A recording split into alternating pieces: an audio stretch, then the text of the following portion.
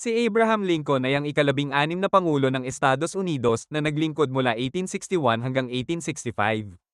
Kilala siya bilang isa sa pinakadakilang Pangulo ng Amerika dahil sa kanyang papel sa pagpapanatili ng pagkakaisa ng bansa at sa pagpapalaya ng mga.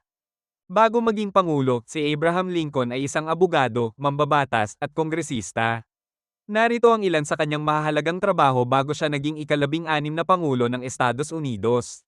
Natuto si Abraham Lincoln ng batas ng walang formal na edukasyon at naging lisensyadong abogado noong 1836. Naging tanyag siya sa Illinois bilang isang mahusay at matapat na abogado at naging partner siya sa isang law firm at nagtanggol sa iba't ibang kaso, kabilang ang mga may kaugnayan sa lupa, negosyo, at krimen. Noong 1834 nahalal siya sa Illinois State Legislature bilang bahagi ng Whig Party.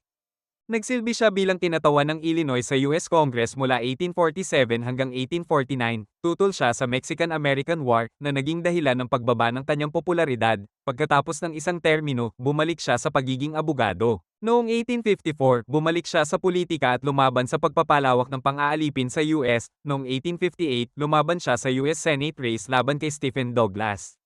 Natalo siya, ngunit naging tanyag dahil sa Lincoln-Douglas debates. Noong 1860, tumakbo siya bilang kandidato ng Republikanong Partido para sa pagkapangulo at nanalo. Si Lincoln ay hindi lamaking mayaman, kaya kinailangan niyang magsikap upang umangat sa buhay. Isa siya sa pinakahinahangaang leader ng Amerika dahil sa kanyang katapatan, katalinuhan, at tapang.